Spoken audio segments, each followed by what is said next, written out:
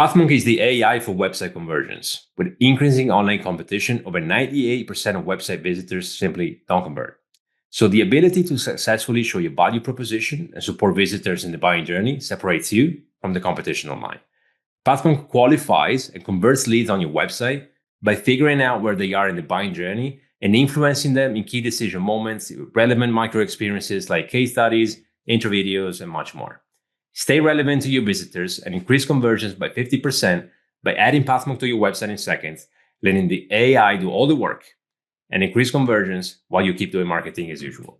Check us out on pathmonk.com. All right, everyone, welcome to today's episode of Pathmonk Presents. Let's talk about today's guest. Today we are joined by Sebastien. He's the Director of Sales and Marketing at Nomadis. Sebastien, welcome to the show. How are you doing? Thanks for having me. I'm doing good. You? Doing well, thanks. I'm excited to jump in, and maybe Sebastien, we can start with the basics a little bit. And if you can tell me and our audience, what's the big idea behind Nomadis? And if you were explaining it to a friend over coffee, how would you describe what you do? Yeah, absolutely. I'll start with the real statement of what we do. So we're a software company pioneering the field of human logistics. So that is a complex statement. I'll just jump in a bit of explanation now.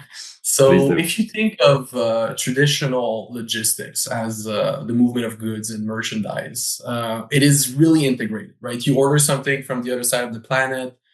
It gets on from a warehouse to a truck to a plane, back on a truck, and so on and so forth until it's on your doorstep the next day or so. Fully integrated. Nobody's doing anything throughout the process, or almost. Sorry if I insult anyone with saying this. But when you think about human logistics, so the movement of people, if you think of your last trip, let's say you booked a flight, you get to destination, you book some means of transportation, whether it was a taxi or a car rental, then you got to the hotel. All those segments are really disconnected. It's not integrated. And if, let's say, your flight is canceled and you have to book for the next day, the hotel does not know unless you contact them to tell them. So our software is really for that application. So the movement of large groups of people. So we target large organizations that are centralizing the process of managing travel for hundreds of or thousands of people. Okay, that's really interesting. Are there any businesses or industries where you feel this kind of product, let's say, really shine where human logistics are much needed?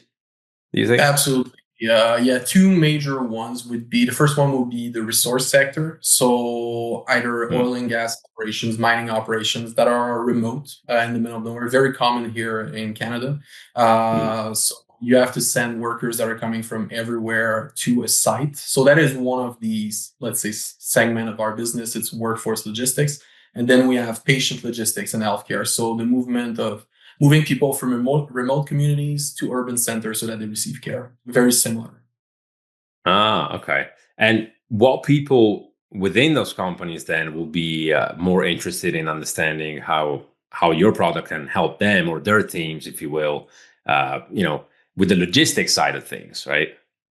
And that's where it becomes very complicated. I mean, it's a niche product, and targeting is really depends on the structure. Typically, I mean, those organizations will have a logistics department or a travel department or a million other names for that department.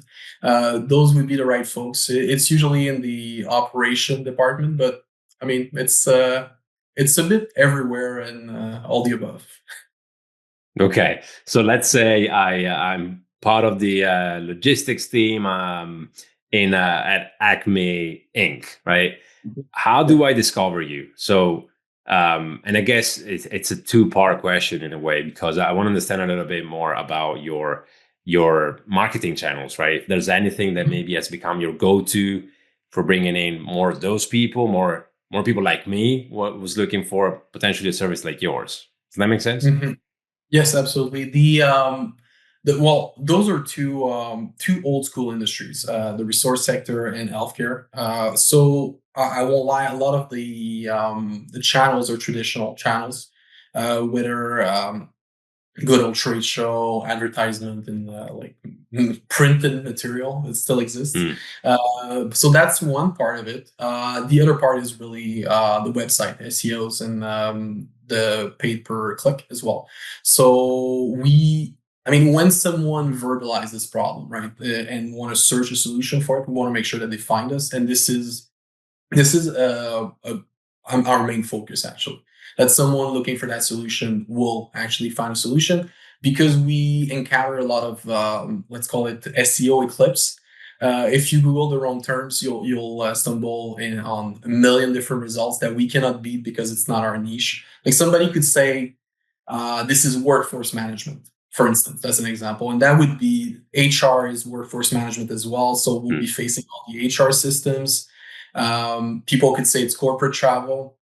That's not what we do. Corporate travel is kind of those apps where you download and you have a list of hotels that you can book and your company pays for it. That's not what we do. It's really when our clients are the ones that centralize the process. So it's a tough game to get them mm. to find us, but we're doing a pretty good job at it. Yeah, it's a game of positioning and messaging. Make sure you're speaking to the right person. But yeah, it's a tricky one. Like because as you said, was it what is it SEO eclipse that you Yes. mentioned? That's yeah. Okay, that's an interesting one. First time for me, but totally. Yeah, you have to kind of understand who you're speaking to, what exactly they need to see from you to understand what you're about, right? But I'm glad you mentioned, obviously, the website is, it sounds like it's a big part of it. I love that you mentioned trade shows because at the end of the day, face to face, shaking hands is still number one, I think, even in Yes. this remote, like digital world. But going back to the website, how much of a role do you think it plays when it comes to pulling in new clients, new customers for you guys? Is there anything that you think really works at the moment? Maybe touching on the messaging, the positioning, or anything that you got your eye on improving, and that you think, okay, this one definitely need to work on. Yeah, well, it's a long journey. Website, it's a never-ending journey, actually. What I think works well. Let's start with what works well, right? There's enough information on the website to get people interested. It's segmented in the right way. I like it. I think there are two dangerous pitfall with a website in terms of information. Either they believe there's no information of value for them and they leave the website, and that is not good. And then if there's too much information or enough information so that they have an idea that they understand the product, but they don't think there's value for them, this is also terrible. And I think we're satisfying both of those aspects very quickly. Not the problem, the challenges with the current website and where we're trying to improve is kind of tailor the messaging to different markets because when we talk about somebody moving from a place to the next, we say traveler. That's our wording because it's somebody that travels, right? Mhm. Our clients in the source sector, they say workers. They don't say travelers. Those are workers. People in the healthcare sector, they say patients.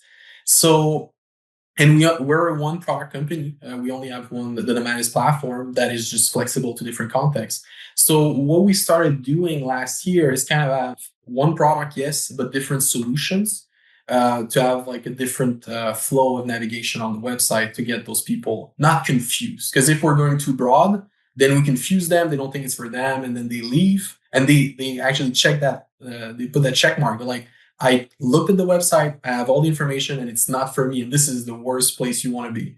So we kind of tailored the experience to different solutions. And as we're getting more sectors that we're targeting, we'll do the same thing to be more focused on those. Love it, and especially the tailoring the experience side of it, and the link there to what we do at Pathamok is Mhm. really clear to me. But I think more and more people need to get on that kind of thought line of thought, if you will, just to Mhm. understand that if you tailor the experience, if you speak their language, if you present the right content at the right time, then that's when you actually making the most of your website, right? So 100%. Yes. yeah, yeah. Now I would love to switch gears for a second here, Sebastian, and maybe talk about you as a leader. See, what what do you do on a daily basis? What's the typical workday for you? And if you can share with us, what are the main things you focus on a day to day to make the team work and make sure that you guys are reaching your goals? Yeah, yeah, sure. So I mean, I do have both ads, sales and marketing. So a good portion of my Yeah. time is approaching customers and talking to them, which I love for the marketing part, right? Because it gets me direct information. Not only, I mean, because you can always have the research and all, but I get kind of the feeling information of when we say something, what's the reaction of those people, what are their real frustration, not only their needs, but what frustrates them in their reality and so on. So that is one part of my role, is really talking to client, being involved in those discussion. The other part is really on the marketing side. My two main focus are improving our digital assets, digital campaigns, and so on, and gathering information. So we are operating in a real niche. I know a lot of people say they have a niche product. I think with the current product, we probably have 1,000 or 1,500 clients in the world that we could target to, which is well enough.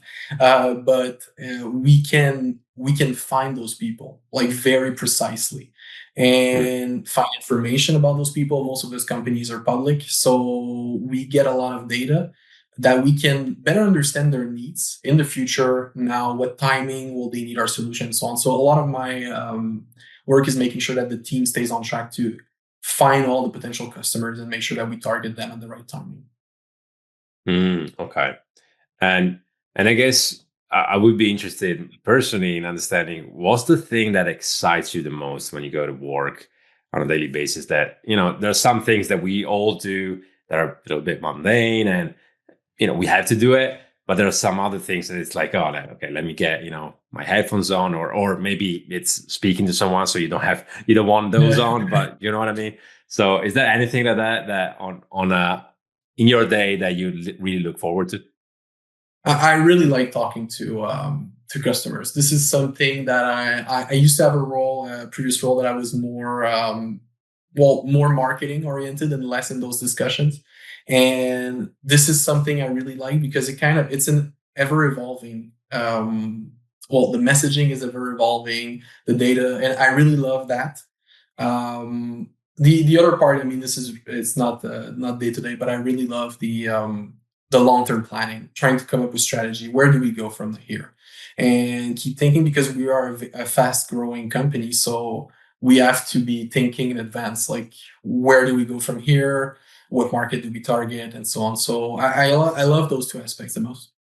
Got it. Sounds like you're into the vision side of things more, just understanding where are we going and then planning out, right? That's really Yeah. cool. Okay, sweet. So we're moving towards the back half of the podcast here, Sebastian. So what we typically do is we have a rapid fire segment of the podcast, which is substantially a light and engaging way to ask you a few questions and just get a few quick answers. Would you be ready for that?